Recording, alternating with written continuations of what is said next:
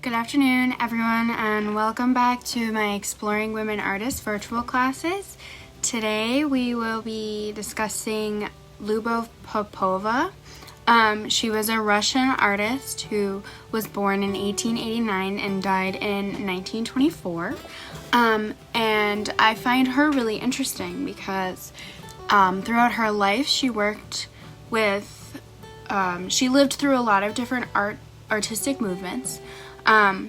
So a lot of her work, you can see her work's style shift with new movements that were coming up during her lifetime. So she worked specifically in Suprematism, Cubism, and Cubo-Futurism, which I will show you in a little bit because I'm sure you don't know what that artistic style looks like off the top of your head, but I wanted to tell you a little bit more about her as a person before I get into that.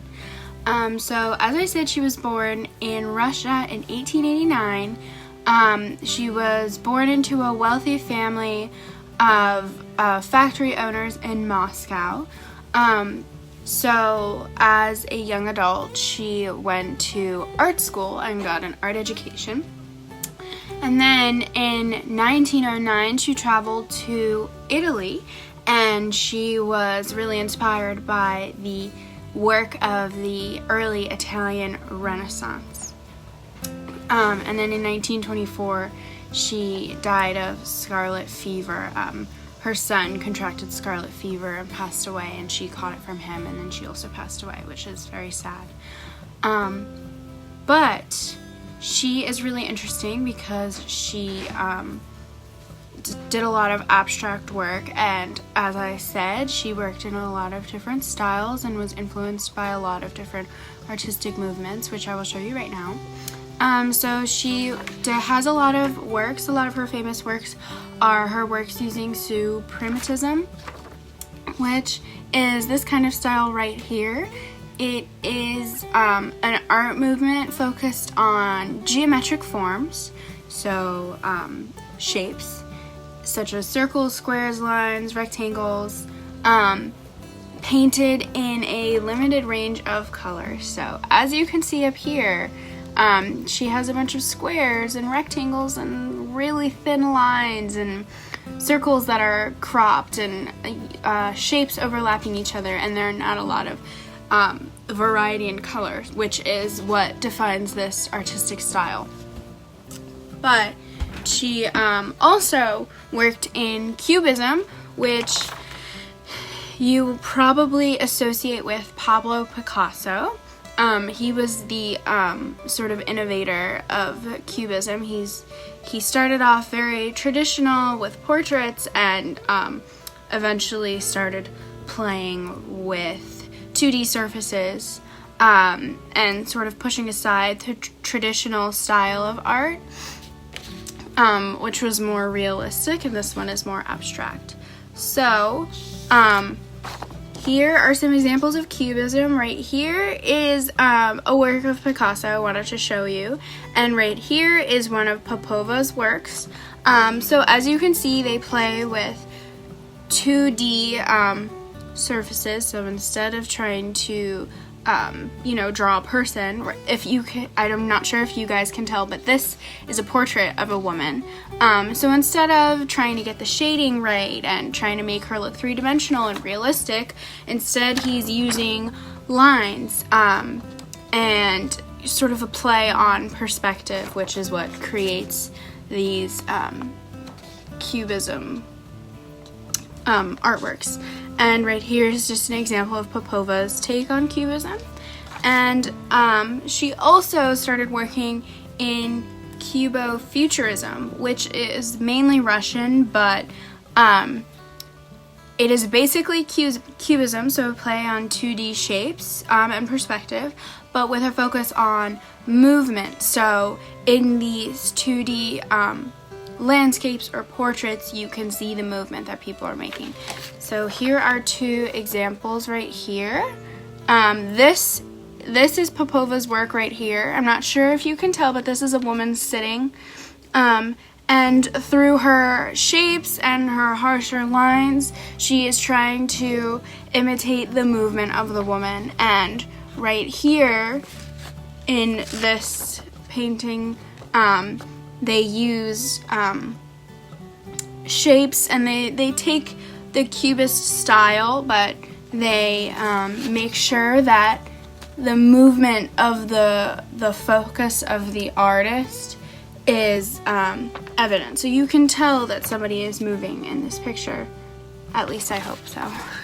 I will link the examples of these different art movements in the blog post. I'll add copies of the images so that you can take a better look at them. I'm sure me holding up this piece of paper isn't super great if you really want to take a look at these pictures, but I will add a link to the blog post where you can see the different examples of Suprematism, Cubism, and Cubo-Futurism. But now that I've told you a little bit about Popova and her artistic styles, I wanted to introduce today's activity. I wanted to focus on her work in Suprematism, which is, again, an art movement focused on geometric forms and shapes that overlap, and using a limited range of colors. So what I thought would be fun was to kind of imitate a work of hers, and do that using a blank piece of paper, and then gathering some construction paper or scraps and cutting out shapes in different sizes.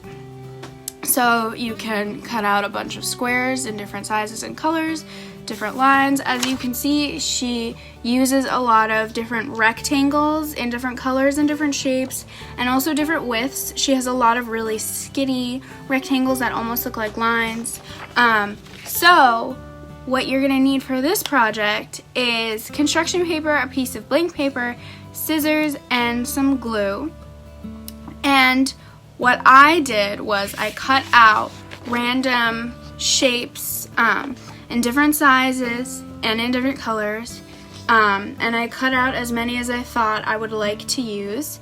And I got a white piece of paper, and at first what I did was I kind of just dropped the cutout shapes onto the white piece of paper and saw and decided whether I liked it or not, and I moved the shapes around from there to kind of be able to design the paper in my own way, which is what Popova and other suprematists do. So this is my final product, and again what I did was took a bunch of different pieces and colors of construction paper, cut out a bunch of different shapes and sizes and colors of geometric shapes, and then I sort of arranged them on a white piece of paper for to my liking. So you can design it however you like. You can add way more shapes, you can add way less shapes, you can organize them in a totally different, maybe just around the border, maybe just in the middle.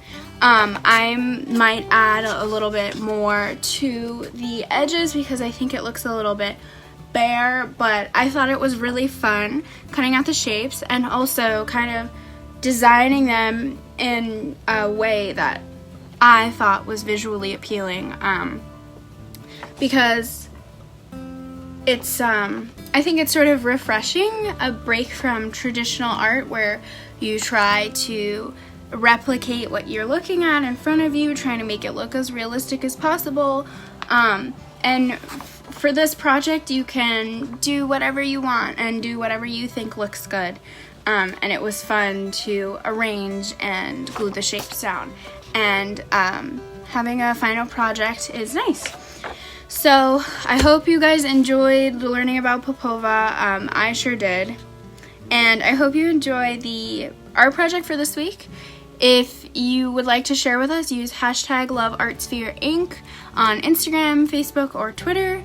And tune in next Wednesday at 1:30 for the next Exploring Women Artists class. Thank you, everybody. Have a great weekend and stay safe.